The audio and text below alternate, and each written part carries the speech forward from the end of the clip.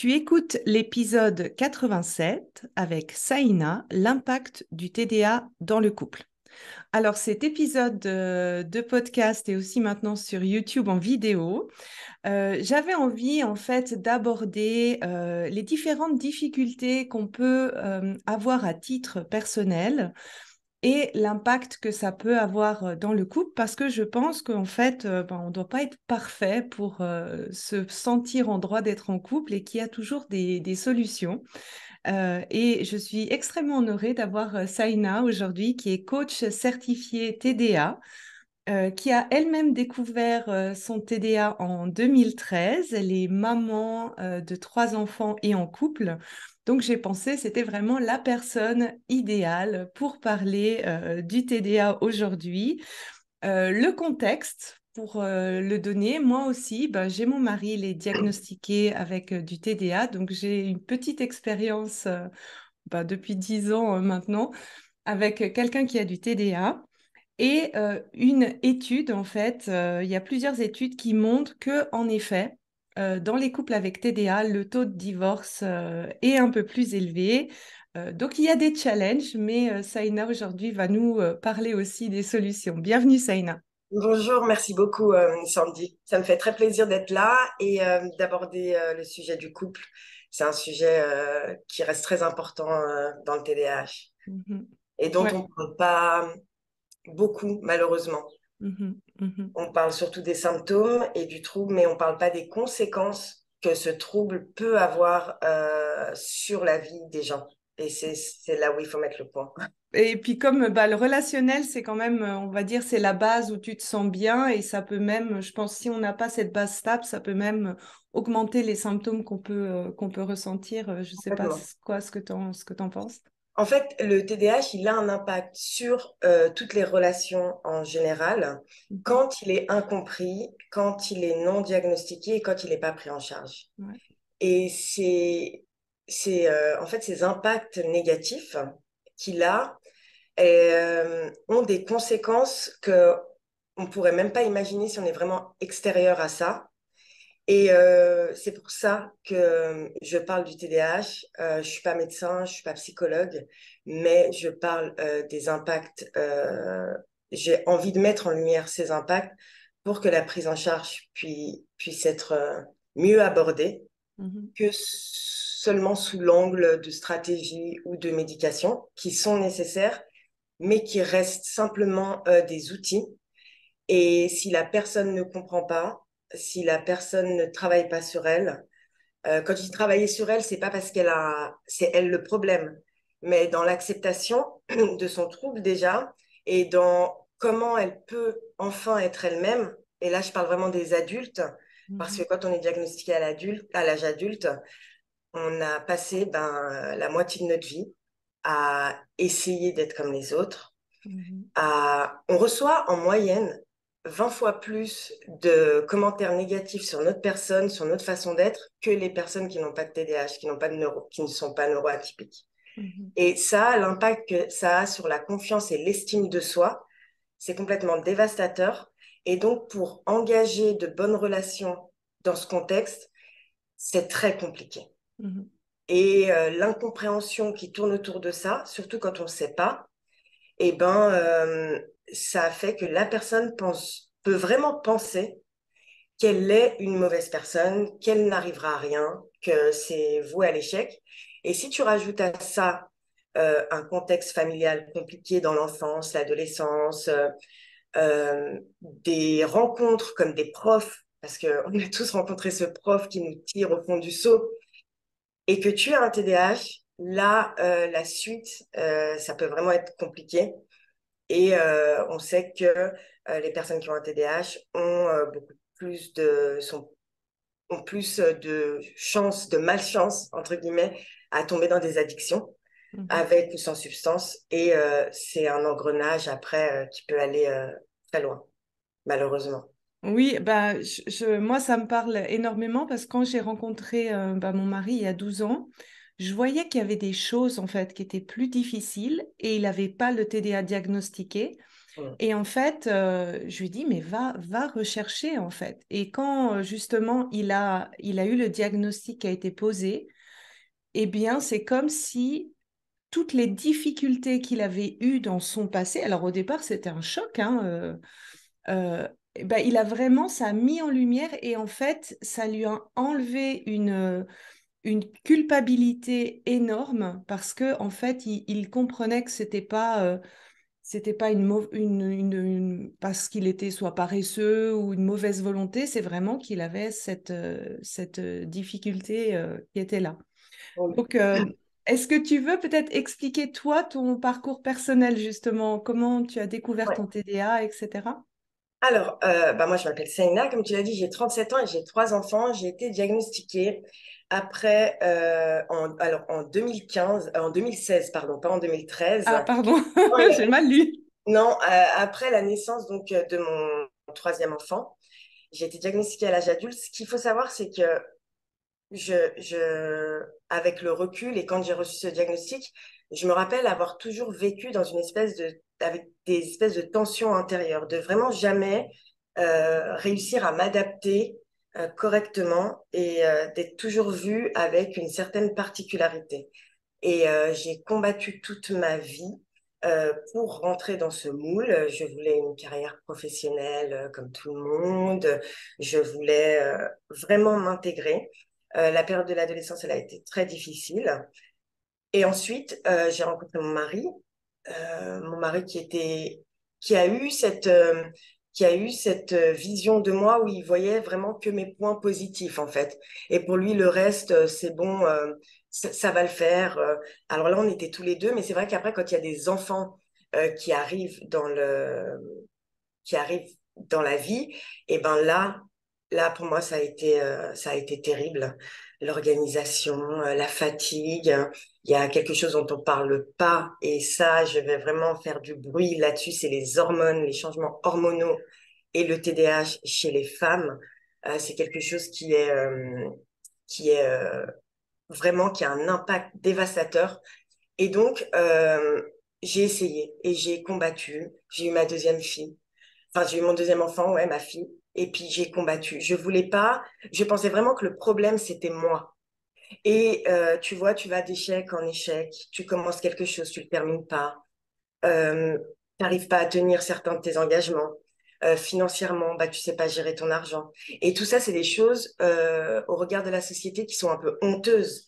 Parce qu'on nous montre que quand tu accouches, déjà, c'est le plus beau jour de ta vie, et puis que ton instinct maternel va se développer comme ça, comme dans les contes de fées, et puis que tu vas réussir à tout gérer. Enfin, et on parle pas de l'intérieur, en fait, de l'après, toutes ces choses en fait moi j'avais cette image, je voulais vivre cette vie, tu vois, Mm. et ça s'est pas du tout passé comme ça. Et en 2016 j'ai fait une attaque de panique mais très violente où j'ai cru vraiment que j'étais en train de mourir, que je faisais une crise cardiaque, hein. Et donc je suis allée à l'hôpital en urgence. Ils m'ont tout fait, tu vois, j'ai eu tout quoi, les analyses de sang, les scanners, les marqueurs cardiaques, vraiment tout. Et la dame est rentrée, la doctoresse est rentrée dans le box en fin de journée parce que j'ai passé la journée là-bas. Et elle avait une tête, j'ai cru qu'elle allait m'annoncer un truc de grave et elle me dit, Madame, faut lever le pied en fait, faut vous arrêter. Et là, j'ai fondu en larmes parce qu'en fait, ma vie, c'était ça. Courir après le temps, courir après cette personne que je pourrais jamais être en fait, tu vois. Et là, je me suis effondrée. Et le lendemain, j'ai ma doctoresse. Non, le soir, à 21 heures, je vois le numéro de ma doctoresse généraliste qui m'appelle, qui avait reçu le rapport et qui me dit demain à 8 heures, vous êtes là. Et j'essayais de regarder, de réfléchir pour voir si j'avais le temps d'y aller. Elle me fait, mais c'est pas.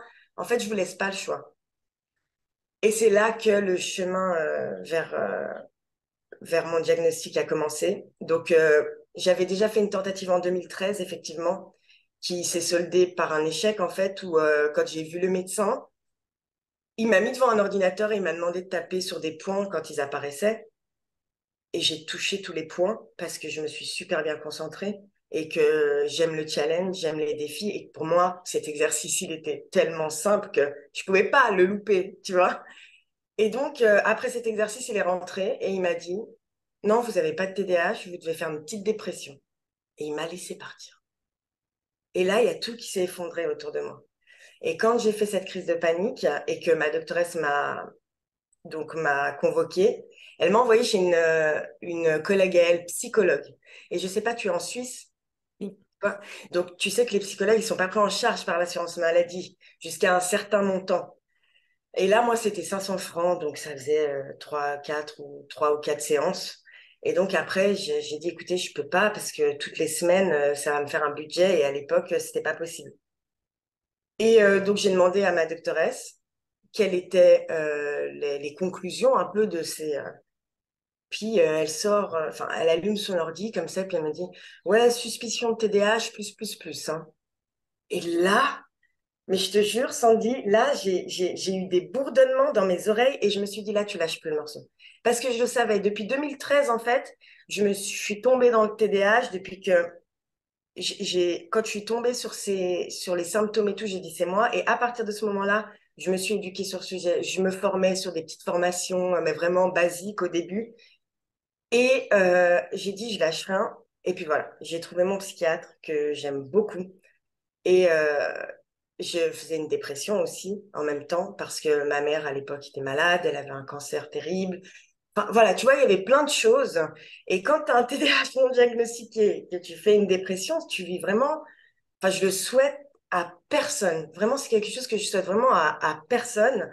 Et donc pour lui, maintenant on en discute.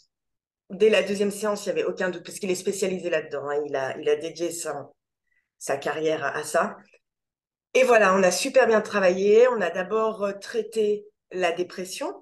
Alors moi, quand on m'a parlé d'antidépresseurs, alors que je me soigne au thé et au miel quand j'ai mal à la tête, tu vois, ça a été encore une claque. Mais je me suis dit, allez, en plus encouragée avec mon mari, il me fait, tu testes, tu regardes, qui m'ont fait énormément de bien. Et donc, en fait, tu vois, quand tu vas faire un TDAH, ils font ce qu'on appelle le diagnostic différentiel. Donc, pour voir si t'as pas, c'est pas une comorbidité. Déjà, pour déceler des possibles comorbidités, parce qu'il faut savoir que la dépression, elle peut mimer le TDAH. Donc, on va traiter la dépression et après, on va voir si les symptômes du TDAH persistent.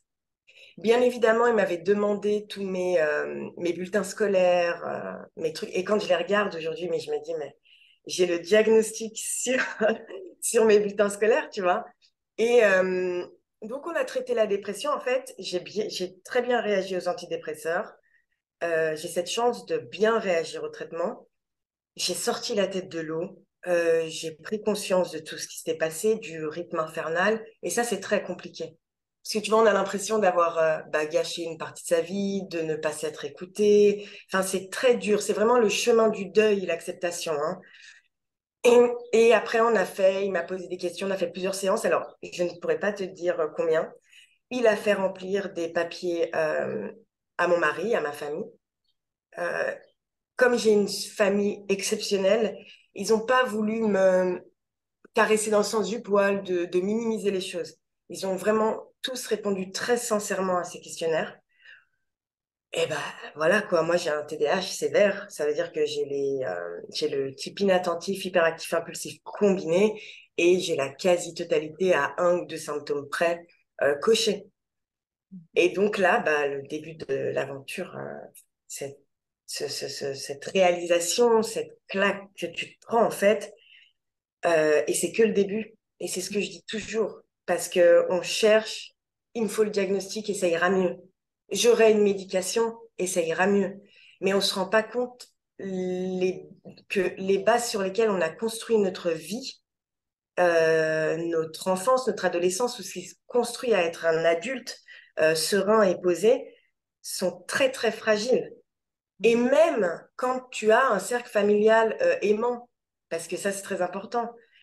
Mais alors imagine si tu as un cercle familial toxique ou destructeur ou avec voilà des épreuves de la vie que chacun peut vivre, tu vois. Eh ben le chemin de la reconstruction, il peut être très compliqué. Et Mhm. moi, mon combat aujourd'hui, c'est de réadapter cette prise en charge du TDAH parce que aujourd'hui, je trouve que, OK, vous avez un TDAH, madame, maintenant, il va falloir mettre des stratégies, hein, des petites routines en place. Mais mec, ça fait 31 ans que je vis dans le chaos. J'ai besoin, mais tu vois, moi, ça, c'est une réalisation que j'ai faite en m'éduquant, en me formant, en participant à des... je me levais des fois à 3 heures du matin, parce qu'avec le décalage horaire aux États-Unis, tu vois, pour suivre des conférences et vraiment avoir des réponses. Et on ne se rend pas compte que la construction, euh, c'est le début avant quoi que ce soit, Mhm. vraiment. On peut mettre en place, par exemple, une médication, mais elle va venir nous aider à être plus recentrés, plus concentrés, à mieux gérer nos émotions. Mais si on se reconstruit pas, on n'accepte pas qu'on on n'accepte pas que l'inconfort va être encore présent dans notre construction, c'est très, très difficile. Il y Et a j'ai pas, plus... pardon, je m'excuse, j'ai pas envie d'être négative, hein, mais c'est vraiment pour, pour dire que la formule magique, c'est pas les stratégies, c'est pas la médication. C'est en nous, en fait. Ouais. Et j'ai mis du temps quand même à le comprendre, moi. Donc, après mon diagnostic, j'ai quand même traversé encore des moments difficiles. Ouais. Ben, il y a dans les choses que tu me que tu me dis, il y a deux choses que j'aimerais résumer. C'est la première, c'est que finalement, tu as parlé de l'arrivée d'un enfant, changement dans le couple, tout ça. C'est que finalement, le TDA, ça amplifie l'impact de tous ces changements de vie. En fait, moi, j'ai aussi eu postpartum difficile, des choses comme ça, mais il y a le TDA, finalement, c'est tout ce qui provoque un stress émotionnel plus intense, bah, ça va être tout amplifié. Ça, c'était le premier chose qui m'a marqué en fait dans l'histoire que tu donnes. Et la deuxième, c'est ce que tu viens de dire, c'est finalement ben oui, tu as un diagnostic, oui, c'est une pathologie, oui, il y a des ressources comme la médication, comme des stratégies que tu peux mettre en place, mais après, c'est d'arriver à se dire, ben, comment la vie peut être à mon service plutôt que moi essayer de me mettre dans une case qui de toute façon me correspond pas. Et ça demande de faire des changements profonds tout en s'acceptant pleinement, ce qui n'est pas toujours facile quand on a des contraintes en fait comme le TDA. Non, quelqu'un qui connaît pas le TDA, comment est-ce que toi, tu pourrais dire qu'est-ce que c'est le TDA? Il y a le TDA, le TDAH. Oui, Euh, alors, juste avant de répondre à cette question, je voulais juste oui, revenir sur le postpartum et les hormones parce que ça, c'est complètement scientifique en fait. C'est pas juste quelque chose qui va venir exacerber par la fatigue, c'est que on a cette chute d'hormones, cette chute d'oestrogènes et ces oestrogènes sont en lien avec les neurotransmetteurs, donc la dopamine, tout ça, dont on manque cruellement par moment. Et donc, moins d'oestrogènes, moins de dopamine. C'est vraiment aussi simple que ça. Et quand on parle avec des médecins, moi j'ai plein de médecins qui me font, mais c'est effectivement tellement logique, tu vois. Mais quand on parle de ça à certains médecins, ils font, non, c'est rien, c'est juste la fatigue. Ils veulent pas. Donc, pour revenir sur les types de TDAH, donc on a le TDAH combiné qui est donc les symptômes inattentifs et hyperactifs impulsifs. Et on a le type donc inattentif, donc le TDA, ce qu'on appelle, où c'est une prédominance dans l'inattention et très peu dans l'hyperactivité. Ceci dit, l'hyperactivité cérébrale, elle est toujours présente quand on parle avec des gens qui ont un TDA, donc juste avec l'inattention. Et ce qu'il faut savoir, c'est que le TDAH, c'est en partie les raisons qui sont évoquées par les recherches, on parle aussi d'un retard de développement dans des fonctions exécutives. Donc les fonctions exécutives, elles sont dans le cortex préfrontal en fait, et elles sont responsables d'un package de compétences hyper importantes comme l'organisation, la maîtrise de soi, l'inhibition, la planification, l'anticipation. Donc tout ça. Et ce retard, il est beaucoup plus important dans l'enfance. Donc c'est pour ça que les enfants, ils ont une grande difficulté à inhiber, c'est-à-dire à réagir de façon appropriée à une situation. Et ce retard se rattrape dans l'adolescence et dans l'âge adulte, mais pas complètement. C'est pour ça que à l'âge adulte, les personnes, elles se rendent compte de leurs difficultés quand elles se mettent en couple, quand elles doivent gérer un budget, quand elles commencent à boire de trop ou avoir des addictions. Il y a énormément d'adultes qui se font diagnostiquer euh, quand ils vont traiter une addiction. C'est terrible.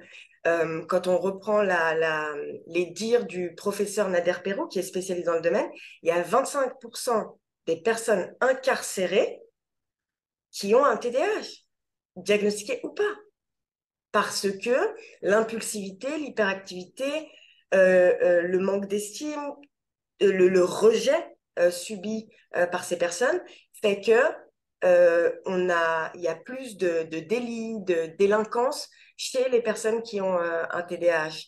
Donc, ce retard, je parlais des fonctions exécutives, fait que ça handicape énormément les personnes dans la construction de leur vie.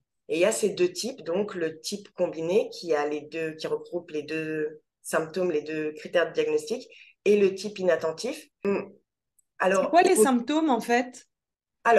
dans l'inattention, c'est surtout du mal à se concentrer et très vite distrait, beaucoup d'oubli, des choses comme ça. Et l'hyperactivité, c'est beaucoup parler, trop parler, couper la parole, ne pas pouvoir tenir en place, toujours, tu vois, se toucher comme ça, être impulsif aussi dans ses décisions, dans ses prises de décision. Il y a une vraie difficulté avec les personnes qui ont un TDAH de prendre des décisions. Mhm. Euh, et donc, voilà, c'est tout ça. Mais ce qui est très dommage, et il y a beaucoup de gens il y a beaucoup de professionnels de la santé qui veulent changer les critères de diagnostic parce que émotionnellement, il n'y a rien. On ne parle pas des émotions quand on fait un diagnostic. Et les émotions, c'est le cœur du TDAH. Mhm. Il est- Déjà, je trouve qu'il porte très mal son nom, mais ça reste un trouble émotionnel aussi, très important. La gestion des émotions, et les gens, ils ne comprennent pas, mais j'arrive pas. Il y a la dysphorie sensible au rejet qui vient s'ajouter à ça. C'est la dysphorie sensible au rejet, c'est une douleur émotionnelle intense face à une critique ou un rejet perçu ou réel. Et les personnes qui ont un TDAH le vivent avec une douleur intense à l'intérieur. Mhm. Et donc, tout ça, ça vient exacerber les symptômes qui sont déjà présents et les émotions ne font pas partie des critères de diagnostic. Et ça, je pense que c'est un manque, un manquement, si je peux me permettre, de ne pas prendre. Oui, alors c'est en effet, tu le vois enfin moi quand je vois mon fils ou quand je vois mon mari, c'est vraiment dans l'émotionnel en fait que beaucoup de se passe. Et est-ce qu'il y a cette notion d'avoir pas de filtre en fait, d'avoir une quantité d'infos dans la tête sans arrêt et avoir ce mal à filtrer en fait, qu'est-ce qui est important, de moins important? Alors, Euh, déjà, la gestion des priorités, comme ça fait partie du fonctionnement exécutif, hein, de prioriser les tâches, de savoir ce qui est important ou pas, c'est un problème quand on a un TDAH. Après, il y a tout ce qui est distraction. Ça veut dire qu'on va vouloir se concentrer sur quelque chose, puis on va entendre un bruit dans la cuisine, puis en fait, quand on va aller dans la cuisine, on va voir une chaussette traîner, puis on va aller la mettre dans le bac à sable, et puis dans le bac à sable, on va se dire, ah bah tiens, je vais faire tourner une machine, puis je fais tourner la machine, et en fait, on va ouvrir le sèche-linge, mais il y a encore du linge, donc tiens, je vais sortir le linge du sèche-linge, puis on va retourner à notre bureau, et en fait, on ne sera pas allé voir ce qu'il y a dans la cuisine, et puis cette hyperactivité, en fait, elle fait qu'on est plus enclin à la rumination. Ça veut dire qu'un événement va peut-être prendre tout notre esprit et on va y penser, puis vraiment se monter des films incroyables. Et ça, c'est très difficile parce que le biais de négativité, quand on a un TDAH, malheureusement, il est plus appuyé que chez les autres, de par tout le parcours qu'on a eu. Et donc, on va avoir tendance à penser de façon négative sur des événements en fait qui n'ont pas lieu d'avoir ces pensées en fait. Mhm. Et donc, ce flot de pensée dans la tête, il n'y a pas de filtre dans la tête, mais il y a aussi pas de filtre quand ça sort. Mhm. Et ça, c'est quelque chose qui peut vraiment avoir un vrai impact sur les relations. Alors, dans les causes principales, en fait, tu as mentionné que le TDA, ça vient d'une baisse de la dopamine. Alors, il y a Euh, le retard de développement des fonctions exécutives. Il y a une dérégulation des niveaux de dopamine. Ça, c'est ce que les chercheurs disent. Et il y a l'héritabilité. Donc, c'est héréditaire.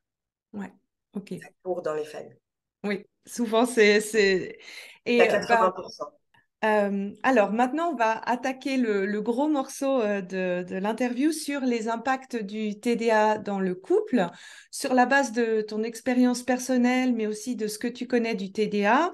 Qu'est-ce que tu vois comme impact dans la vie de couple? Et puis, bah, moi, j'élargirai aussi mon point de vue avec mon expérience personnelle. Tout à fait. Alors, déjà, si on parle du TDAH en général, on a les symptômes, donc l'inattention, l'impulsivité, l'hyperactivité, qui vont avoir des conséquences directes dans le couple. C'est-à-dire que, par exemple, les personnes TDAH, c'est pas les rois de la communication, tu vois. Ils vont beaucoup intérioriser les choses, penser dans leur tête, comme si tout le monde pouvait penser, lire leurs pensées, et ils vont pas, des fois, ils vont mal exprimer ou attendre le moment où ils peuvent plus pour exploser. Et ça, l'impulsivité, l'hyperactivité est en lien avec ça. Après, il y a tous ces problèmes d'organisation, d'oubli, il y a ces niveaux d'énergie qui sont très fluctuants, qui peuvent démontrer, par exemple, un, qui peuvent sembler être un désintérêt, alors que pas du tout. On a aussi tout ce qui est sensibilité sensorielle. Ça veut dire, tu sais, les câlins, les trucs, des fois, c'est très compliqué, surtout si on est surstimulé. Ça veut dire que on a beaucoup de choses dans la tête, on est stressé. Et ben, des fois, les câlins, c'est pas ce qui va nous Nous faire réconforter. du bien, ouais. Voilà, c'est compliqué. Et il y a aussi le fait, dans le début de la relation, où la personne elle va recevoir un message, elle va être super contente, ah, il m'a écrit ou elle m'a écrit, et puis en fait, elle va pas répondre parce qu'elle aura oublié de répondre, ou parce qu'elle pense avoir répondu, ou alors elle a écrit le message, mais elle n'a pas appuyé sur envoyer, tu vois. Ça, c'est vraiment en fait, tout ce qui va avec les symptômes et qui peuvent avoir un impact sur la relation, mais il y a aussi tout ce qui est l'organisation. Et par exemple, tu passes prendre ça après le boulot, s'il te plaît? Ouais, t'inquiète, j'y vais. Et j'y vais pas. T'as ouvert le courrier, t'as payé cette facture, t'es allé chercher les enfants au foot, t'as fait ça. Et pour l'autre personne qui n'a pas de TDAH, franchement, il faut le dire, c'est lourd à porter. C'est très lourd à, à prendre sur le dos parce que la plupart du temps, malheureusement, dans les couples, la personne qui n'a pas de TDAH va venir tout prendre en se disant, bon, elle a un TDAH, je peux pas, je sais que c'est compliqué, par exemple. Ça, c'est quand elle est en plus de bonne volonté. Parce qu'il y en a qui renient en bloc, et là, ça peut être très compliqué. Donc, tous ces problèmes organisationnels, ces problèmes de communication, ces problèmes d'impulsivité dans les discussions ou même dans les achats compulsifs, on sait que l'argent, c'est très important dans un couple. Et si c'est des choses qui ne sont pas mises au clair tout de suite, les personnes qui ont un TDAH, elles peuvent avoir des soucis financiers et dans un premier temps le cacher par honte. Et il faut savoir que ce, quand les personnes TDAH vont mentir sur quelque chose, c'est pas un mensonge parce que c'est un menteur ou une menteuse. C'est vraiment dans un premier temps un système de défense. Ils vont se protéger de ça parce qu'ils ne veulent pas entendre ce qui va venir derrière. Mais pourquoi tu fais ça? Tu le fais exprès. Mais comment? Mais pourquoi? Tu vois, c'est vraiment tout un engrenage compliqué. Donc tout ça, ça peut vraiment créer des relations de couple difficiles. Et il y a aussi cette histoire de la nouveauté. Une personne TDAH, elle va rencontrer une personne et elle va être là, waouh, mais c'est lui, c'est elle, trop bien. Il y a ce début où elle va se montrer vraiment sous ses meilleurs jours, hein. Je fais ça, et puis je sais faire ça, et puis viens, on s'organise ça. Et puis la personne en face, parce qu'on a des personnalités quand même très attachantes, très dynamiques, on est toujours partant pour tout. Enfin, voilà, c'est quand même des points positifs. Et boum, après, ben, un couple, il se construit, il y a la routine qui vient s'installer, on doit faire des projets, on doit penser à des choses. Et là, la nouveauté s'arrête. Et là, ça peut être aussi compliqué quand on a un TDAH, parce que il y a tout qui retombe. Et en fait, c'était ça, en fait. Mais moi, je veux pas ça. Et il y a plus d'infidélité dans le TDAH. C'est horrible parce que j'ai l'impression que je parle vraiment que du négatif, mais c'est vraiment ce qui est ressorti. Et c'est bien de ressortir ces choses parce que les personnes qui vont se reconnaître vont se dire, mais c'est vrai, j'ai ces choses-là et je peux les améliorer. Mhm, Parce mhm. qu'elles ont trop souvent, elles pensent trop souvent, ces personnes, que c'est leur personnalité, en fait. Alors que pas du tout. Et c'est pour ça qu'il faut mettre en avant toutes ces difficultés, toutes ces conséquences, pour pouvoir ensuite, après, aller de l'avant et prendre les choses en charge. Tu vois ce que je veux dire? Ah, tout à fait. Moi, je pense que tu peux pas changer un problème si tu n'as pas identifié quel était le problème. Donc là, on est dans la partie, on va dire, un peu plus négative de l'impact, mais après, on va parler solution. Ça, c'est bien sûr essentiel. Euh, Moi, j'avais noté, en fait, bah, tout ce que tu as noté, ouais, je l'avais noté aussi. J'avais aussi noté des fois des phases en fait des sentiments de dépression quand on se retrouve en fait en échec face au TDA. Il peut y avoir des phases de dépression qui arrivent un peu plus rapidement. Et aussi, en tant que personne qui n'a pas le TDA, justement, tu avais dit bah, cette sensation que ça pèse sur toi.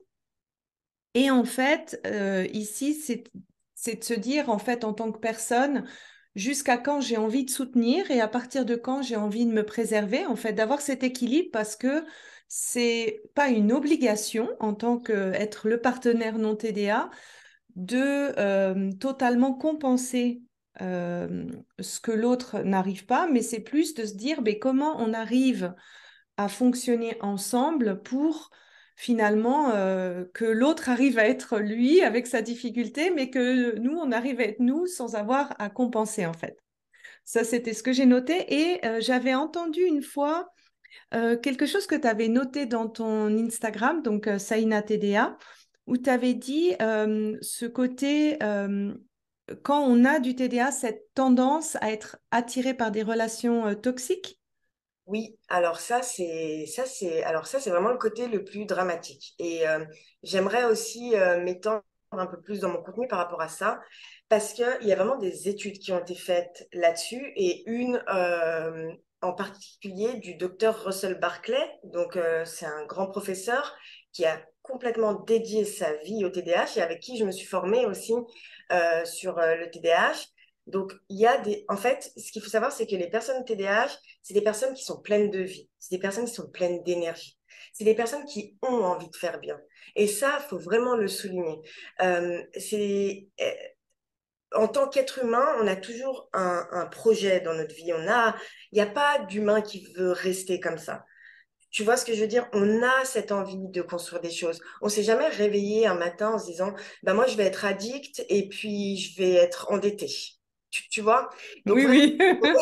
non mais c'est vrai parce que des fois, je trouve que c'est dur ce que les gens se prennent en pleine face. Ils n'ont pas envie d'être dans cet état. On a tous envie d'être en bonne santé, épanouis, faire du sport et être heureux dans notre couple.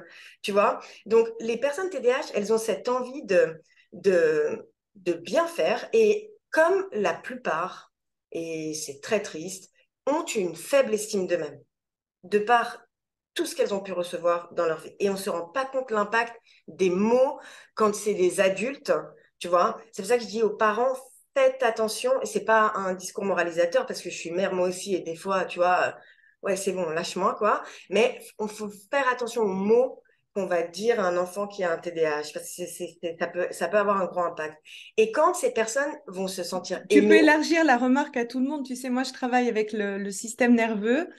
Et en fait, à chaque fois que tu n'as pas pu être co-régulé par ton parent, ça s'imprime dans ton système nerveux, ça dérégule ton système nerveux. Et puis vraiment, en fait, moi je dis toujours, les voix que tu as reçues à l'extérieur de toi, ça devient tes propres voix après à l'intérieur à l'âge adulte. exactement, c'est très très vrai, mais parce que on est des êtres humains, parce que on n'est pas parfait, il faut pas tomber dans la culpabilisation, parce qu'après votre enfant, Si vous savez que vous avez dit quelque chose de, voilà, qu'il fallait pas dire, c'est, je peux te parler, je suis vraiment désolée, j'aurais Ouais. jamais dû te parler comme ça.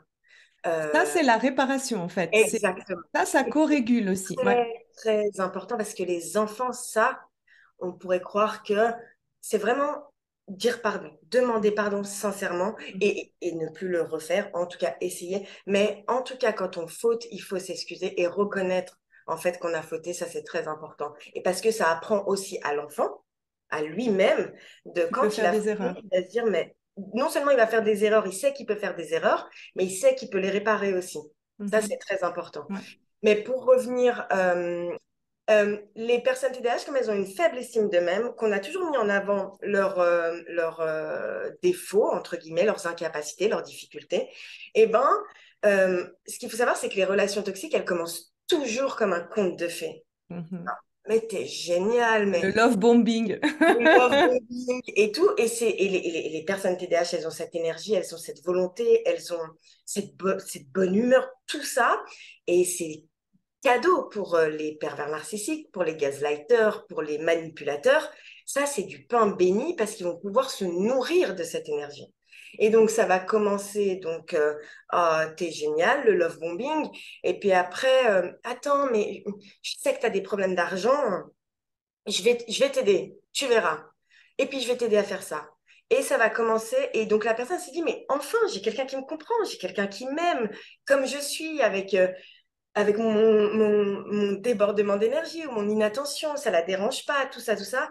Et là, il y a l'engrenage qui va commencer. Et ça va être, je te monte au plus haut et je te descends, mais au plus bas que terre. Et Mhm. quand on est dans l'emprise, après, c'est comme tout le monde, on est dans cette emprise, mais les personnes TDAH ont beaucoup plus de chances à tomber dans des relations toxiques et à vraiment euh, avoir beaucoup de mal à s'en sortir. Elles sont beaucoup plus gaslightées, tu Mhm. sais, comme tu as de l'inattention. Mais je te l'ai dit l'autre fois. Mais non, tu ne l'as pas dit. Mais bien sûr que je te l'ai dit, mais t'oublies tout de toute façon avec ton trouble à la mode, là. Tu vois, mais c'est Mhm. terrible, hein.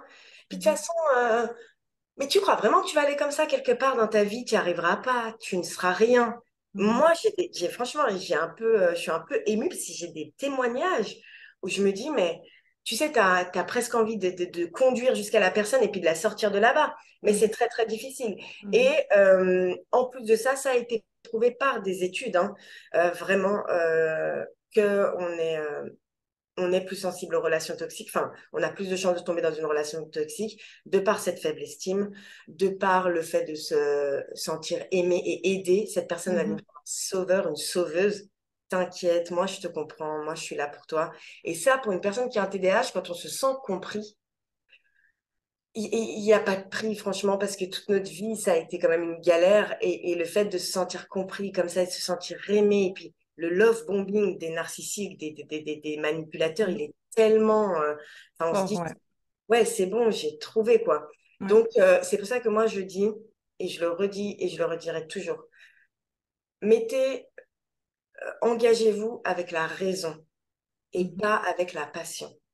J'ai pas payé Saïna pour vous le dire. Voilà. Non, mais c'est vrai, franchement, Mais quand une relation, et parce que il faut aussi dire que toutes les relations peuvent très bien commencer, tu vois, il y a des alchimies avec les personnes, il y a des choses qui peuvent se passer plus rapidement. Et il faut pas avoir cette peur que cette personne, elle soit toxique, mais il faut juste dire, attends, attends, attends, c'est génial ce qui se passe, mais même à vous-même, hein, c'est top, mais voilà, il faut quand même, ça a l'air de bien partir, mais il faut quand même mettre les choses au clair là. Moi, ça je fais, ça je fais, ça je fais pas, ça ouais, j'accepte pas. ouais. Il faut Moi, je dis vraiment... toujours, c'est en fait, tu choisis avec ton cœur et aussi avec ta tête. Donc, c'est un oui là et un oui là. C'est pas juste là ou juste là, c'est vraiment entre les deux. Et je rajouterais aussi, c'est l'impact de ton passé. C'est-à-dire que, et ça, c'est pas propre aux personnes du TDA, mais en fait, tu vas être attiré par les modèles que tu connais de ton passé. Donc, si tu as vécu des drames dans ta famille dans le passé, bah, tu vas être attiré par le drame, tu vas être attiré par la désorganisation, et ça demande en fait d'avoir conscience de ce biais que tu as, de le travailler si tu as envie, mais au moins d'en avoir conscience parce que ça influence énormément par qui tu es attiré et avec qui tu vas aller en relation. Donc ça, Mais c'est tu vois, par encore... exemple, ouais, mais par exemple, un enfant qui va être dans une famille et qui va avoir un TDAH, mais que la famille est bien, enfin, la famille est stable, tu vois, et que et que le modèle de couple est bon. Eh ben, malgré ça, c'est un Mhm. enfant qui va de toute façon avoir plus de critiques Oui, envers lui. ouais. Tu vois ce que je veux dire? Oui, Donc, oui, c'est quelque chose, c'est une couche en plus, en fait. voilà, le Oui, modèle donc parental, il est très important. Moi, j'ai eu un modèle exceptionnel. Je suis trop fière de mes parents. Mais ça reste quand même qu'on n'est pas que construit, surtout dans notre estime. Alors, en grande partie par nos parents, mais il y a l'école aussi. Il y a plein d'autres choses qui viennent. Et des fois, le manque de communication ou le fait que les parents ne voient pas quelque chose parce qu'on le cache bien, quelque chose qui nous a blessés, quelque chose qui nous a détruits en partie, et ben, si on ne le répare pas aussi tout de suite, ça peut être compliqué. Mais oui, parce que en fait, bah, pour ceux qui s'intéressent, je l'explique dans l'épisode 3 et dans l'épisode 57, où finalement, en fait, c'est tout ton passé relationnel. Il n'y a pas que tes parents. Et le deuxième critère, c'est vraiment la perception en tant qu'enfant. C'est-à-dire que c'est pas, même un adulte bien intentionné peut te créer un stress émotionnel parce que tu l'as perçu d'une certaine manière en fonction de ta difficulté personnelle. Donc, dans le cas, c'est du TDA. Et encore une fois, le stress émotionnel, ce qui fait que l'enfant enregistre quelque chose, ça peut être vraiment une simple dérégulation de ton système nerveux autonome.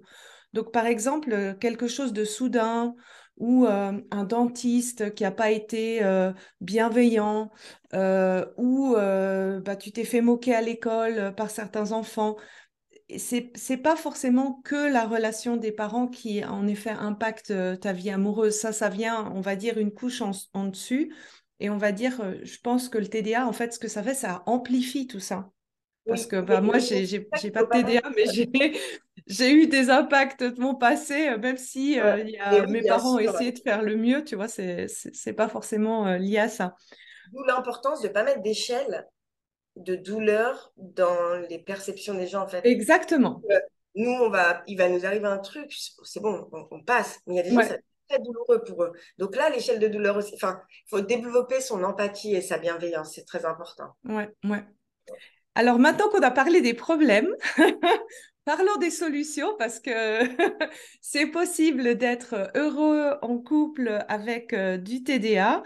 Toi, qu'est-ce que donnerais si pour les personnes qui peut-être n'avaient peut-être même pas conscience au début de l'épisode d'avoir du TDA, puis en t'écoutant se disent, ouh là, je pense que là j'ai du TDA. Qu'est-ce que tu donnerais comme grande ligne de solution peut-être à un niveau personnel et au niveau dans le couple? Alors, la première chose, quand on a un TDAH, c'est de l'accepter. Et je sais que ce mot, on l'entend partout, tu sais, dans le développement personnel, les réseaux, acceptation, mais c'est vraiment d'accepter. Et l'acceptation, c'est un cheminement où on va devoir faire, en tout cas, de se dire, OK, ce qui s'est passé avant, c'est passé. Parce que quand on a le diagnostic, c'est un vrai soulagement, mais après, là, ça remonte. Et il m'est Mhm. arrivé ça. Et pourquoi j'ai laissé faire ça?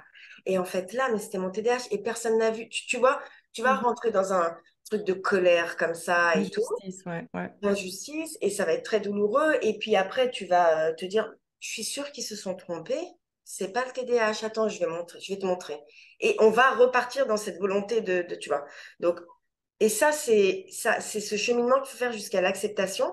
Et l'acceptation, c'est prendre ses responsabilités, reconnaître ses actions, reconnaître que oui, ok, j'avais un TDAH, mais je dois prendre aussi la responsabilité de mes actes, bons et moins bons, tu vois. C'est-à-dire, je dois reconnaître qu'à un moment, j'ai pu faire des erreurs, j'ai pu dire des choses. Et donc, prendre la responsabilité de tout ça, ça ne veut pas dire, parce qu'il ne faut vraiment pas se tromper du genre, oui, c'est de ta faute ce qui t'arrive dans ta vie, tu vas devoir, c'est de ta faute si les gens te parlent mal, ou c'est de ta faute s'il se passe ça, tu vois, ça c'est très culpabilisant. Non, c'est pas de ta faute, mais ta responsabilité, c'est comment tu vas faire pour arranger, pour avancer dans cette situation, tu vois. Donc, D'accepter sans se juger, en fait, finalement. voilà, d'accepter, donc, sans se juger, bien évidemment, Et quand on est dans l'acceptation, dans la prise de responsabilité, c'est là où on va pouvoir franchement mettre des choses en place. Et la première chose que je conseille donc aux personnes TDAH qui vivent avec une personne non TDAH, c'est la communication. Mais pas juste s'écouter pour s'envoyer des balles, en fait. C'est s'écouter activement. Et Mhm. donc, pour les personnes qui n'ont pas de TDAH, allez droit au but quand vous communiquez avec une personne qui a un TDAH, parce que la capacité d'attention, et puis souvent on tourne autour du pot pour aller au point. Donc vraiment avoir une écoute active et une communication claire. Mhm. Il n'y a pas plus important, il n'y a pas plus important pour les personnes qui ont un TDAH d'avoir des limites claires, d'avoir un cadre clair et d'avoir une structure. Ça ne veut pas dire les infantiliser, c'est écoute. Moi, ça, j'accepte pas. Ou moi, ça, j'accepte. On va faire comme ça, on va faire comme ça. Si vous leur donnez la ligne directrice, ça va être un poids en moins d'organisation, par exemple. Ils Ouais. vont être, OK, j'ai juste à suivre le truc.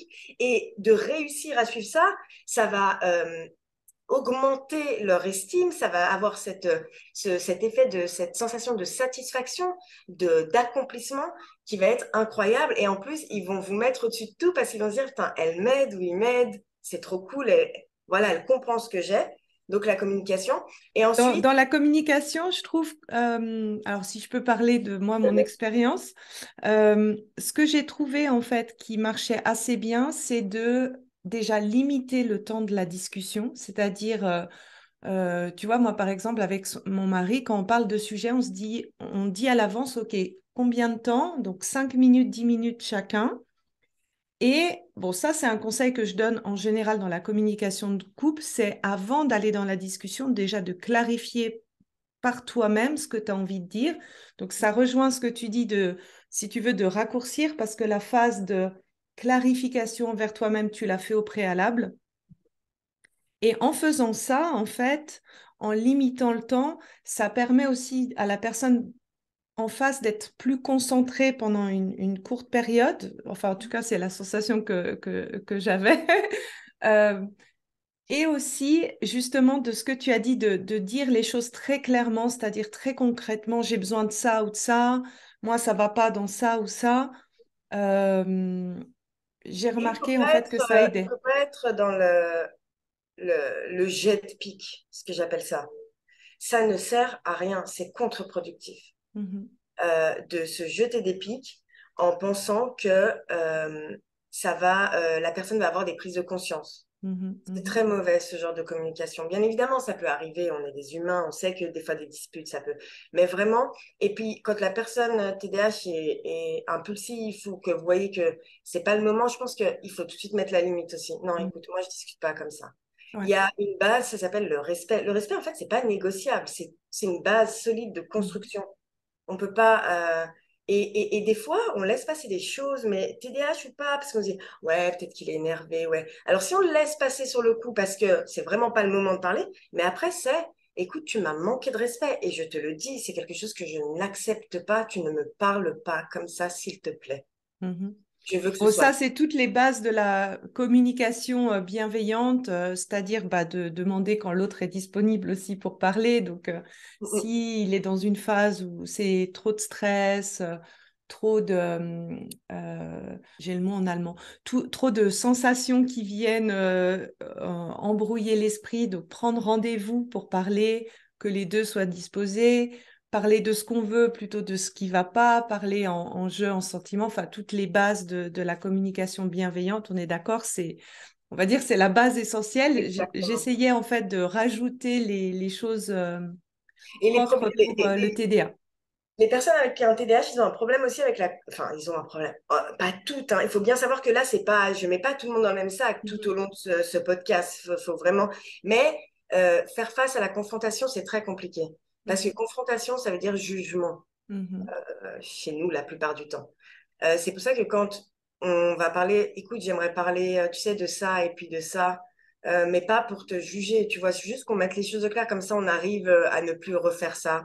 mhm, Et ça se passe super bien parce que, en fait, la personne, quand elle est dans son couple, elle est en sécurité et elle sait que si elle a fait une erreur, si elle a fait quelque chose qui n'allait pas, ça va être discuté de façon calme. Mais mhm. en aucun cas, la personne qui n'a pas de TDA, elle doit prendre plus ou accepter plus. Moi, j'ai des gens qui m'ont écrit, qui m'ont dit, Sina, est-ce que je dois accepter la violence de la part d'une personne impulsive TDAH? Mais absolument pas. Mhm. Je dis absolument pas. Pour la personne qui n'a pas de TDA, toi, comment tu vois et qui est en couple, c'est quoi pour toi son conseil envers Limite, cette personne? limite, Mhm. limite claire, bienveillance, éducation sur le trouble. Et c'est un trouble neurodéveloppemental et ça, faut vraiment l'intégrer. C'est pas de la paresse, c'est pas de la mauvaise volonté, c'est pas du je m'en foutisme, pas du tout. Il faut connaître ce qu'a votre partenaire. C'est très important. C'est pas un trouble à la mode. Voilà. Mhm. Mhm. Vous éduquer sur le sujet et en plus vous éduquer ensemble, c'est génial. Et mettre des limites. Ça veut dire, moi je pense qu'il faut vraiment prendre les points forts de chacun Mhm. et s'organiser autour de ça. Ça veut dire que bah, la personne TDAH, l'admin, on va oublier, c'est l'autre qui va s'en occuper, mais c'est la personne TDAH qui va aller faire les courses ou qui va emmener les enfants faire ça. Ou, tu vois, moi j'ai une énergie, mais juste incroyable. Donc je préfère faire ces trucs où tu vois, tu bouges que me poser. Puis faire des factures, quoi, c'est horrible. Donc, Mhm. vraiment trouver les points forts de chacun et se responsabiliser. Vraiment, il y a pas de... Tu sais, les personnes qui ont un TDAH ont besoin de bienveillance et de compassion des autres et de compassion eux-mêmes, envers Mhm. eux-mêmes, tu vois. Mhm. Donc, la communication bienveillante et non violente, la clarté, c'est-à-dire qu'on sait, il n'y a pas d'ambiguïté et il y a beaucoup d'ambiguïté dans les relations toxiques, tu sais. Et Mhm. c'est horrible pour une personne qui a un TDAH, mais tu vois, donc clarté, Mhm. limite et communication, écoute active et communication bienveillante. Mhm. Et ça, c'est un cheminement, c'est un apprentissage. On n'y arrive pas du jour au lendemain. Écoute, maintenant, on va parler activement et tout, mais vraiment euh, euh, faire ce travail sur soi. Et la personne qui a un TDAH, elle doit accepter, parce que c'est vrai qu'on dit, c'est pas juste une question de faire des efforts. Bien évidemment, c'est un trouble, mais on doit faire des efforts. On Mhm. doit être conscient de ça et élargir notre empathie. Il y a plusieurs points que tu as dit qui me paraissent importants. Donc, alors moi, je suis dans le cas d'être la personne qui n'a pas le TDA, euh, c'est justement d'être informé, c'est-à-dire de comprendre en fait quels sont les comportements qui sont peut-être dus au TDA et que c'est pas forcément un problème du couple, c'est simplement comment la personne a une difficulté dans ce domaine. Voir aussi comment le TDA fonctionne chez ton partenaire, parce que d'une personne à l'autre, ça peut être assez différent. Et ce que j'ai beaucoup aimé, ce que nous, on fait en fait dans notre couple, c'est prendre les forces de chacun en fait. Donc, si je peux donner mon exemple personnel, je suis la personne qui pense aux choses. Donc, j'ai ce côté, je fais les rappels, je pense, mais par contre, bah, mon mari, lui, quand il se focalise, alors sur l'administration, bah, c'est un truc qu'il aime bien. C'est C'est cool. lui qui arrive à vraiment exécuter, à vraiment faire. Et en fait, on se répartit les tâches en fonction de ça, en fonction de nos forces et puis de nos faiblesses. Tu vois, moi, il y a des choses que j'aime pas faire non plus. Euh, et pour la personne, en fait, de se dire, ben, OK, je prends en compte de l'autre, comment il est, de ses difficultés, mais je donne à la hauteur de ce que je veux donner. C'est-à-dire que c'est pas au détriment de moi, c'est pas au détriment euh, de mon bien-être, parce que si on donne au-delà de ça, en fait, ça crée après de la frustration de l'autre côté, qui recrée des tensions dans le couple, et donc ça contribue pas en fait à un bon équilibre dans la relation. Donc c'est vraiment cet équilibre-là. Et si je peux donner un exemple à moi, des fois, j'en ai marre. Alors je prends une journée. Je Voilà. prends une journée toute seule où je j'ai pas à penser pour les autres, j'ai pas, tu vois, et je prends vraiment ma journée, puis ça me fait du bien et ça repart après. Et tu sais, le self-care, le fait de prendre soin de soi, ça doit être intégré Mhm. dans notre vie de couple, notre vie personnelle. C'est pas quelque chose qu'on se dit, je vais faire tout le labeur et ensuite, si j'ai le temps, je prends soin de moi. Et ça, Mhm. une, euh, c'est encore un reflet un peu de la société, tu vois. On travaille, on fait et tout. Et ce que j'aime bien dans ce que tu dis, c'est que, en fait, avec ton mari, vous vous êtes responsabilisé Et ton mari, je pense que quand il voit que tu as compris son trouble et que tu vas actionner là où lui, il a plus de difficultés à actionner et qu'il sent que tu es bienveillante et que tu as confiance en lui sur les tâches que vous avez décidé que lui ferait, mais c'est déjà une satisfaction et c'est quelque chose qui va lui donner la motivation, en fait, on a des fois un petit problème avec la motivation intérieure et extérieure, mais c'est des choses qui vont venir actionner cette motivation et donc il va le faire et en plus il va le faire avec plaisir. Et ce qu'il faut pas oublier, c'est que même si on s'est mis d'accord sur certaines tâches, sur un certain fonctionnement, on peut avoir des jours où on n'arrive pas. Et c'est Mhm. OK. Écoute, aujourd'hui, j'arrive pas. Et le fait que les partenaires comprennent qu'il y a des jours où ça va pas, eh ben, ça nous met encore plus en confiance, se dire, mais tu vois, elle me comprend, il me comprend. Donc aujourd'hui, je vais me relaxer sans avoir un poids de la culpabilité parce que j'ai pas réussi. Mhm. Et demain, je reprends. Et ça, c'est accepter que l'autre, même si on a trouvé les points forts, qu'on s'est organisé, puisse des fois ne pas pouvoir aider des deux côtés. Des Oui, deux. alors ça, c'est un point, le côté régénération pour la personne cette fois qui a du TDA, que des fois, ben, en fait, il y a besoin un peu de se couper, Ah oui. plus de temps pour se retrouver ou, je sais pas, des fois de dire ce soir, je monte en haut. En fait, c'est ce que tu as dit, cette Surcharge sensibilité sensorielle. sensorielle, en fait. Ouais, c'est de la surcharge sensorielle et ça, je Ouais. crois que c'est le plus compliqué à Mm. faire comprendre à l'autre. C'est je peux pas, en fait. Oui, Je peux pas. ouais, Stop. ouais. Moi, j'ai beaucoup de difficultés le soir en rentrant. Enfin, bon, je travaille de la maison et tout, mais quand il y a tout le monde qui arrive là et qu'on fait à manger, puis à table et ça parle fort, mais c'est vraiment, des fois, c'est surhumain d'accepter cette situation. Et ben, je suis la reine du monologue, hein. Allez, Saïna, tu sais, c'est normal, c'est des enfants. Et puis ton mari veut te voir. Et puis il a plein de choses, il faut discuter. Mais des fois, c'est stop. Je Mhm. me suis déjà excusée. Je vais sortir de table 5 minutes. J'ai besoin. Et j'ai une terrasse et je monte. Je Mhm. respire, je fais des exercices de respiration. J'essaie juste en fait, de retransformer ma pensée. Parce que si je me laisse partir dans l'autre sens, là, je peux vraiment ruminer et aller dans le sombre. Là, je me dis non, t'as ta famille, on est en bonne santé, tout va bien. Tu sais que c'est ton TDAH, t'es fatigué, t'as une grande journée. T'inquiète pas. Mais vraiment, je me parle comme ça. Allez, ils t'aiment, tu les aimes. Et je prends des grandes respirations, je regarde un peu au loin et je redescends. Et ça fait du bien. Mais si derrière, on a une personne, mais pourquoi tu te lèves de table là? Ouais. Mais attends, on est ensemble. Et là, la frustration, elle monte et ça peut vraiment exploser. Donc, Mhm. c'est vraiment accepter ces moments-là. Et tu sais que plus ils sont acceptés et moins ils surviennent, en fait.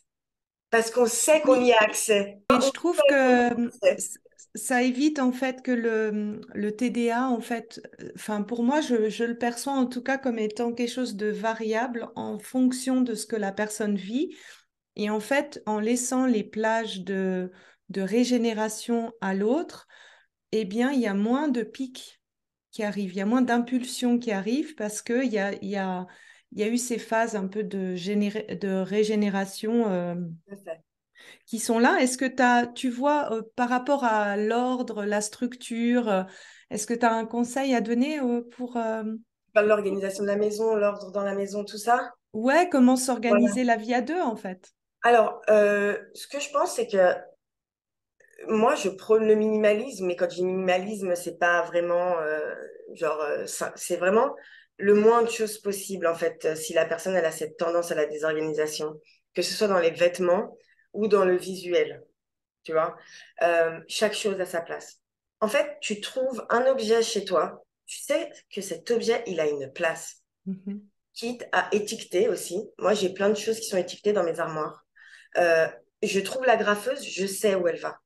Elle sera pas juste dans le tiroir du bureau, tu vois. Mhm. Chaque chose à sa place, ça c'est vraiment une technique qui est incroyable. Chaque objet, il faut simplement se dire quand vous allez faire le rangement, si vous le faites à deux un jour parce que vous voulez remettre de l'ordre, écoute, chaque objet qu'on va trouver, on va lui trouver une place. Mhm. Cette place, si vous rangez dans des placards, mettez-les dans des boîtes transparentes parce que il y a la permanence de l'objet. Ce que je ne vois pas n'existe pas. C'est pas un symptôme, c'est pas quelque chose qui dit que vous avez un TDAH, mais c'est quelque chose qui a été observé chez énormément de monde qui ont un TDAH. Et ça joue aussi sur les relations. C'est-à-dire, la personne, je la vois plus, elle n'existe plus. Vous voyez ce que je veux dire? Donc, Ouais. avoir des visuels, c'est très, très important. Le visuel du planning, le visuel du menu de la semaine, le Mhm. visuel des activités des enfants. Quand on ouvre, en fait, les placards, pharmacie, Economa, tu vois, enfin, vraiment des trucs où les gens vont pouvoir retrouver. Parce que si ils ne voient pas, ils vont dire, ah, je l'ai perdu, je vais le racheter. Mhm. Tu vois? Donc Ouais. ça, c'est un petit truc d'organisation, c'est pas mal. Et puis, les choses simples. On rentre, clé portable, c'est ici, dans cette boîte, à l'entrée. Mhm. Et pas autre part. Mhm. Et faut pas attendre d'acheter la belle boîte qui va avec la déco. Commencez par une boîte en carton et puis après, vous irez acheter votre belle boîte, quoi. Clé portable, c'est là. Ça, c'est très important. Le chargeur, il reste à une place. C'est-à-dire, Mhm. c'est là où on va charger le portable. Tu Mhm. vois? Après, pour maintenir ça, et c'est quelque chose, j'insiste, il y a l'hygiène de vie. On ne peut pas compter sur la psychothérapie, la médication, le coaching si derrière, on est tout le temps sur les écrans, qu'on a un mauvais sommeil, une mauvaise alimentation et qu'on ne fait pas de sport. Je veux dire, c'est une loi, en fait. Mhm. Bien manger, bien dormir, faire du sport. Les personnes qui ont un TDAH, il est recommandé 30 minutes par jour d'exercice actif, voire intense. Mhm. Et on ne se rend pas compte les changements que ça apporte. C'est pour ça que je te dis, tout est en nous, en fait. Quand Mhm. on va avoir un régime alimentaire riche en protéines, les protéines vont créer des neurotransmetteurs, animal ou végétal, hein. Je veux dire, tu vois, on va pas commencer avec des céréales le matin ou du jus de fruits, jamais. On fait un œuf, on prend de la dinde, on se fait un petit sandwich. Enfin, tu vois ce que je veux dire, vraiment comme ça. Et quand on sait ça, les améliorations, elles vont être là. Waouh! Se supplémenter en magnésium et tout ça, ça va aider en fait, à une bonne organisation, à maintenir l'organisation. Mhm. En fait, ça va réguler les niveaux d'énergie et donc on aura toujours cette énergie pour, cette énergie constante, entre guillemets, pour maintenir les choses qu'on met en place. Ouais. Les process, arrêtez de penser à des routines parce qu'on nous a embourbés dans un truc, routine et stratégie. Ça doit être, tu sais, alors ça, je fais ça, ça, je fais ça. Non, c'est simple.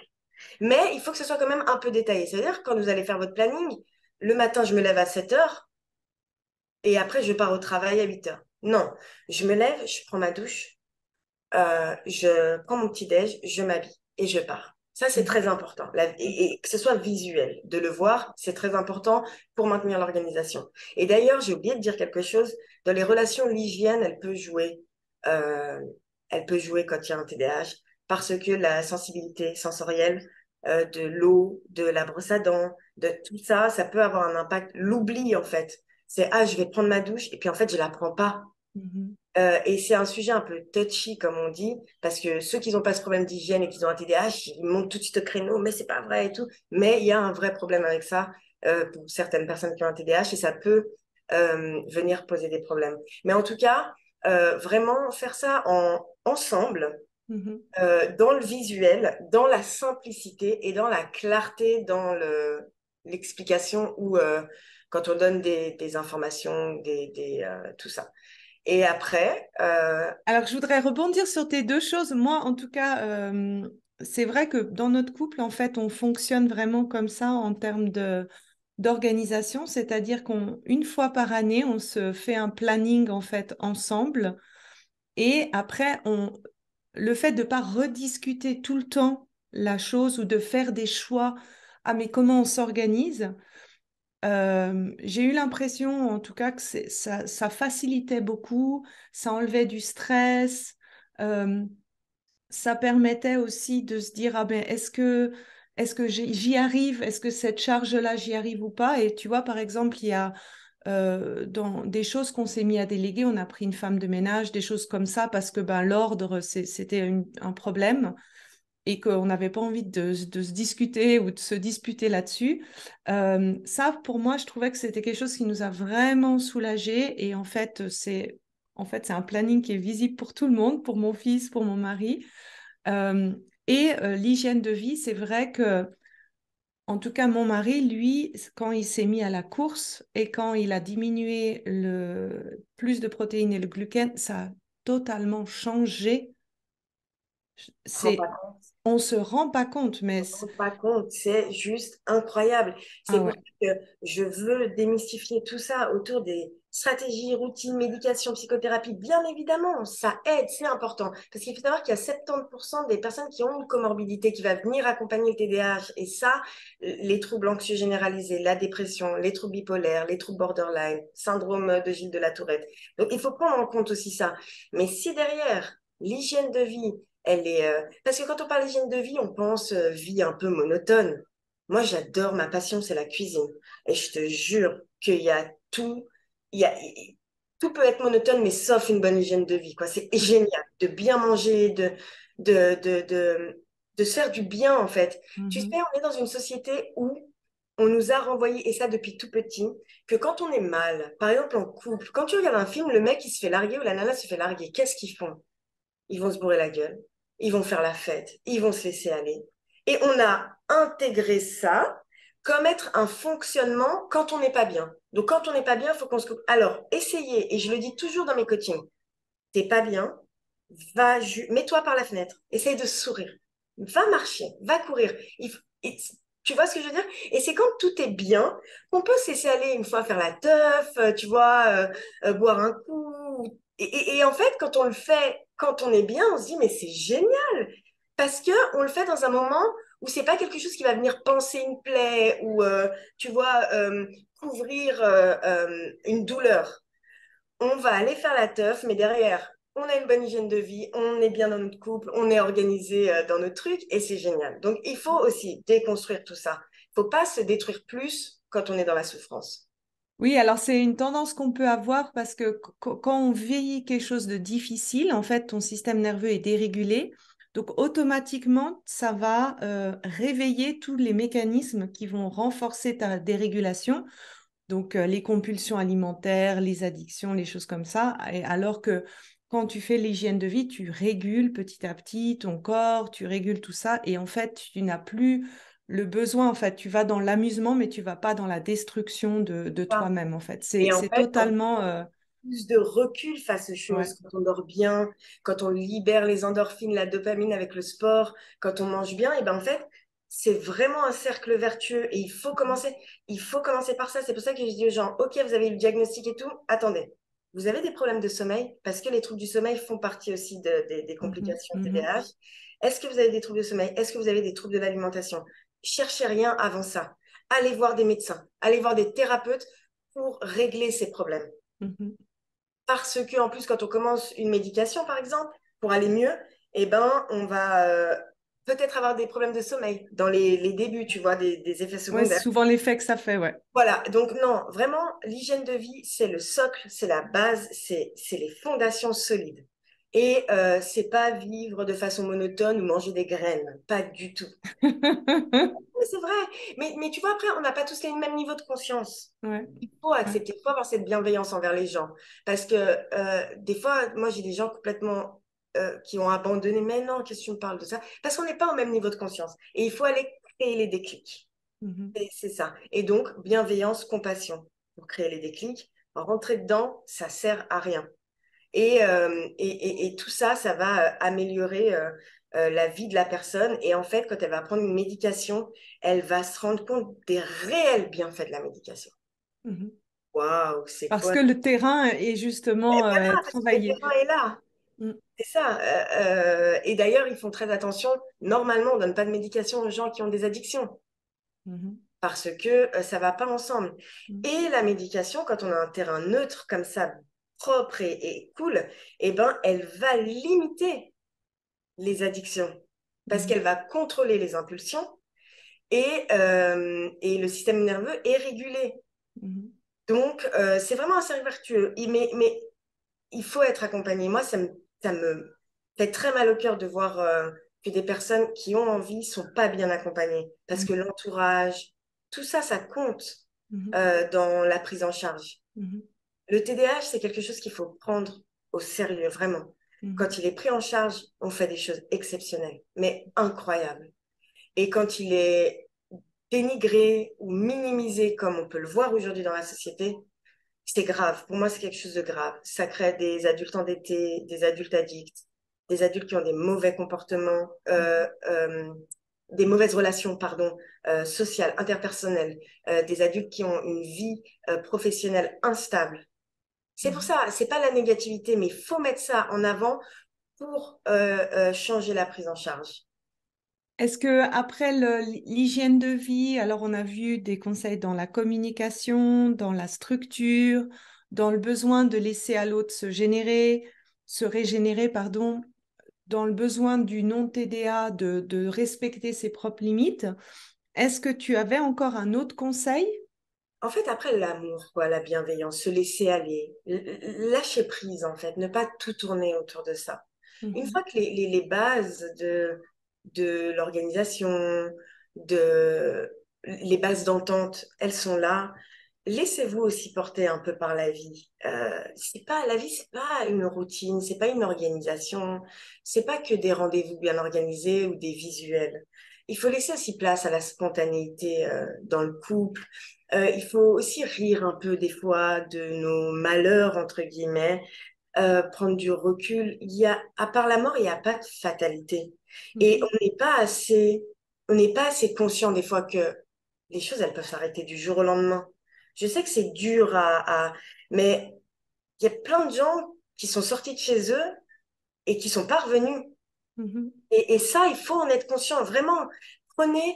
Vous savez, ma mère, une fois, elle m'a dit. En fait, ma mère, elle m'a dit un truc. J'ai dit vous parce que j'avais l'impression que je parlais à tout le monde. Mais ma mère, elle m'a dit un truc. Elle m'a dit, tu crois vraiment que si je m'étais concentrée sur les points négatifs de ton père, je serais encore avec lui aujourd'hui? Et pour moi, mes parents, c'est le couple, c'est les âmes sœurs, tu vois. Elle m'a mhm, dit, bah non, parce qu'il a bien plus. En fait, quand on se concentre sur le positif, on va voir que la personne, elle a bien plus, et c'est mhm, souvent le cas de points positifs que de points négatifs. Donc vraiment, le lâcher prise aussi, il est important. Quand les bases, eh ben, elles sont solides, qu'on a mis, parce qu'il faut, c'est important de pas avoir de problèmes parasites dans la communication, dans l'organisation, parce que ça crée après d'autres problèmes en boule de neige. Mais voilà, lâcher prise, aimez-vous comme, comme vous êtes. N'essayez pas de changer l'autre personne. mhm. Voilà, lâcher prise et tranquille, quoi. Ouais, je te rejoins vraiment dans le fait de se dire, ben, une personne qui a du TDA, c'est pas que une personne qui a que du TDA. Elle a d'autres choses et de voir en fait cette personne dans son ensemble, de l'accepter dans son ensemble, de voir le positif en elle. Je trouve aussi que en ayant en fait d'accepter l'autre avec le TDA, ça te permet aussi de d'accepter de ne pas être un package aussi parfait. Tu vois, par exemple, moi, mon mari, bah, je lui ai donné mon package. Alors moi, j'ai vécu beaucoup de trahison, donc j'étais beaucoup quittée, donc j'ai eu au départ beaucoup d'insécurité.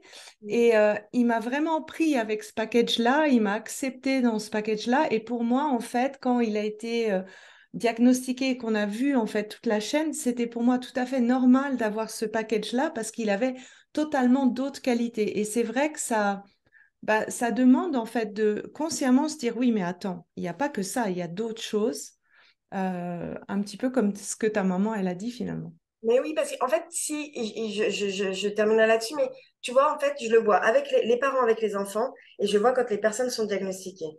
Tout devient TDAH. Tout.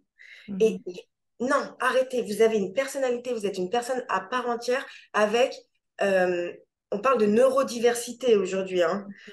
Vous êtes une personne dont vous avez un trouble neurodéveloppemental, mais qui est une différence qui peut être aussi une force quand on est bien dans son couple, quand on a une bonne hygiène de vie, quand on accepte. Tu vois ce que je veux dire? Donc, il ne mhm, faut pas faire de ce TDA le point central et tout organiser autour. mhm, Non. Et pour les personnes TDAH, ça va demander aussi de mettre des limites un moment. Stop. Non, moi, je suis comme ça. Et ça, mhm, c'est pas mon TDAH, ça, c'est ma personnalité. mhm, Et c'est tout. Oui, des fois je parle fort. Oui, des fois je parle beaucoup, je sais. Alors dis-le-moi, mais ne me juge pas, ne me critique pas de façon mauvaise par rapport à ça. C'est ma spontanéité. Il faut accepter ces choses-là. mhm, Moi, je sais que je suis comme ça. Je blablabla. Je sais des fois. Après, je dis pardon, pardon. Enfin, tu vois. Mais je suis comme ça. Je me suis réellement acceptée. Et aujourd'hui, je développe plein de choses dans ma vie. Des choses que jamais j'aurais cru qui arriveraient. Déjà, juste d'avoir un couple et des enfants. Aujourd'hui, je suis heureuse et épanouie. Mais ça ne veut pas dire que mon quotidien, des fois, il n'est pas difficile, mais les épreuves, je les aborde d'une autre manière. Tu sais, Mhm. franchement, avant, je recevais une lettre recommandée, le monde s'écroulait, mais qu'est-ce que j'ai fait aujourd'hui? Mais le problème, je fais face, je fais, OK, on va être orienté solution. Mhm. Mhm. Orienté solution. Il y a le problème, qu'est-ce qu'on fait? Avant de trouver les coupables, Ouais. on règle le problème, puis après, on discute s'il y a vraiment un différent à discuter. Ouais. Bah, merci pour ce mot de la fin, Saïna. Si les personnes qui ont entendu ce podcast ou qui regardent la vidéo se disent, ah ouais, moi je pense que là, il y a du TDA, où est-ce qu'elles peuvent te trouver? Alors, je suis sur Instagram en grande partie, Saina underscore TDH. Donc là, il y a tout mon contenu. Et puis, je pense bien ouvrir une chaîne YouTube et réouvrir mes coachings individuels. Mais j'ai des formations, dont une qui va sortir en septembre, qui a fait un c'est vraiment bien passé là, elle est sortie en mai et c'est incroyable. C'est une formation de 6 semaines avec des groupes de coaching toutes les semaines et des modules pour combattre la procrastination parce que la procrastination, quand on a un TDAH, c'est pas juste de remettre les choses au lendemain, c'est bien plus. Et donc voilà. Et j'ai encore plein de projets vraiment, mais j'ai découvert ma mission de vie et je lâcherai rien pour le TDAH tu vois. Donc, Bah, en tout cas, je vous recommande d'aller sur son Instagram. Moi, je t'ai découvert en fait par ce biais et je trouve que tu as un bon équilibre justement entre le sérieux en fait qu'on doit attribuer à cette pathologie finalement et aussi un peu d'humour et de positivité en donnant des indispensable. solutions. Donc voilà, merci en tout En tout cas, cas. merci à toi, Sandy. J'ai vraiment passé un bon moment. Moi J'espère que je n'ai aussi. pas trop parlé. Non, écoute, c'était super. Je pense que c'était important de décrire en fait l'impact et aussi de décrire les solutions. Et ben, merci en tout cas d'avoir pris ce Merci temps à toi. pour Merci donner cette, infiniment. cette revue. Super. Au revoir tout le monde. Ciao, ciao.